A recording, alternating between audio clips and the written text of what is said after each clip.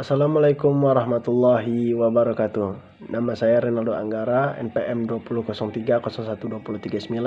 Saya dari kelas C Ekonomi Syariah. Saya di sini akan sedikit menjelaskan materi tentang isim atau kata.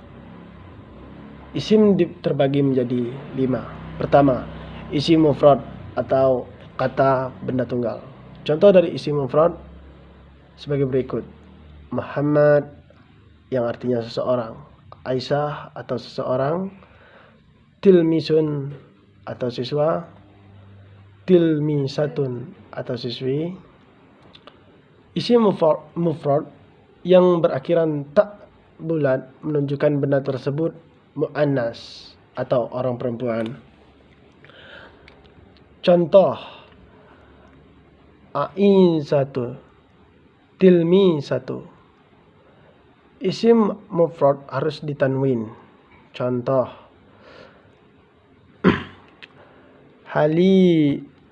halidun, tilmisun, jamilun. Kecuali jika ada alif lam sukun. Contoh, al-jamilu, al-tilmisu, al-tilmisatu, atau berposisi mudhaf, yakni kata yang berposisi di depan dalam kata rangkaian. Contoh, ma'ul bahri yang artinya air laut. Yang kedua, isim mutsanna, yaitu kata benda berisi dua. Ciri-cirinya isim berakhiran alif nun atau ya nun. Contoh, rajulan,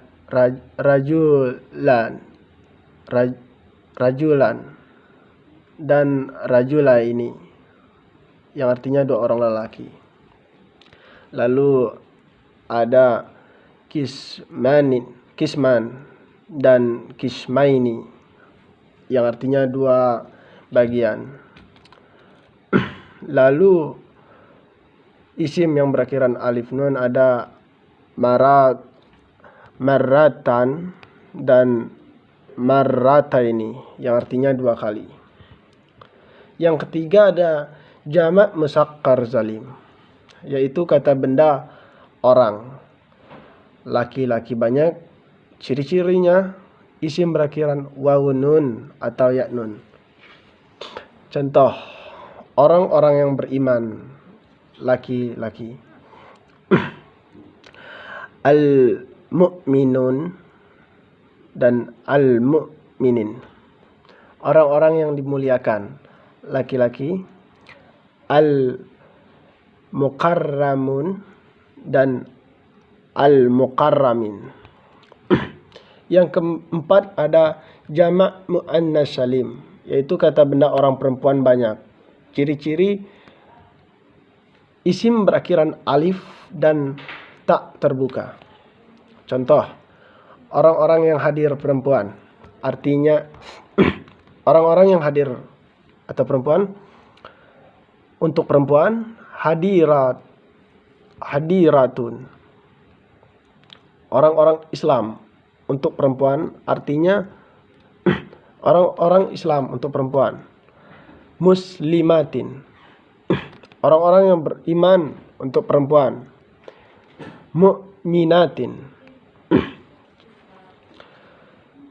Catatan, sebagaimana isim mufrad, jamak muannas salim juga harus ditanwin, kecuali jika ada alif lam sukun, atau jika berposisi mudhaf, atau jika termasuk isim ghairu munsharif.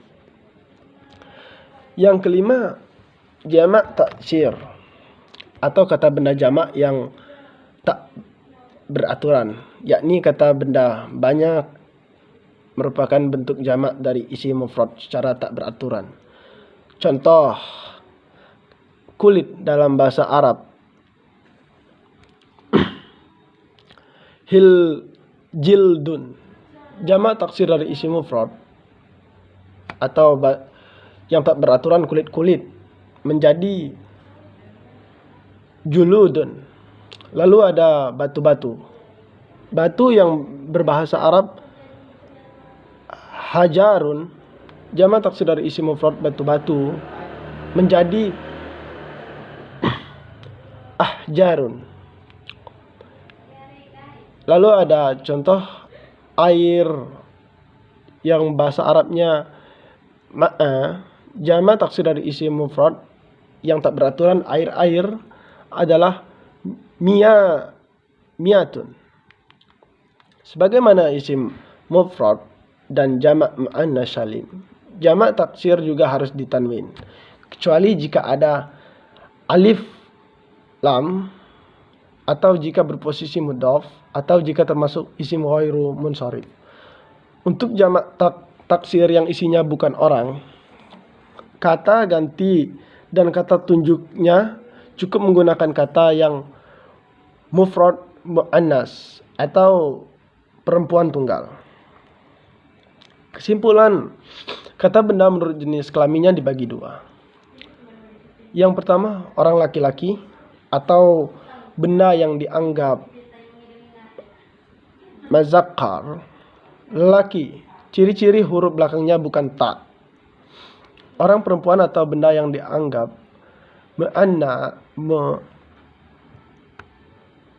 muannas, perempuan, ciri-ciri huruf belakangnya berupa ta. Berbalik, yang lelaki huruf belakangnya bukan ta, sedangkan yang perempuan huruf belakangnya berupa ta. Kata benda menurut jumlah isinya dibagi tiga.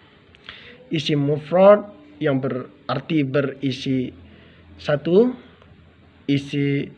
lalu ada isim mutsanah yang artinya berisi dua, lalu jamak yang artinya berisi banyak.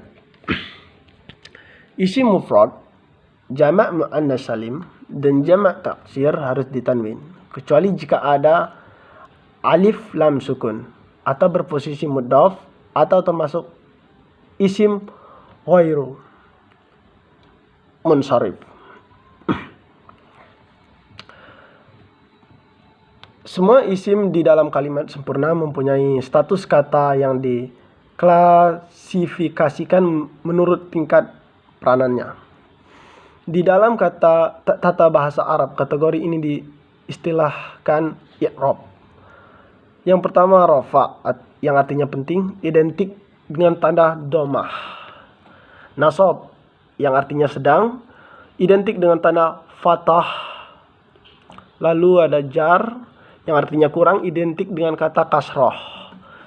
Subjek dan predikat dikategorikan ke dalam i'rab rafa atau artinya primer yang pertama. Sedangkan pelengkap atau objek dan keterangan dikategorikan ke dalam i'rab nasab yang artinya sekunder atau yang kedua. Mudhaf ilaih dan majrurnya huruf jar dikategorikan ke dalam i'rab jar atau yang artinya kategori tertier. I'rab ditunjukkan dengan tanda di akhir kata. Ada yang ditandai dengan harokat dan ada yang ditandai dengan tambahan huruf-huruf tertentu.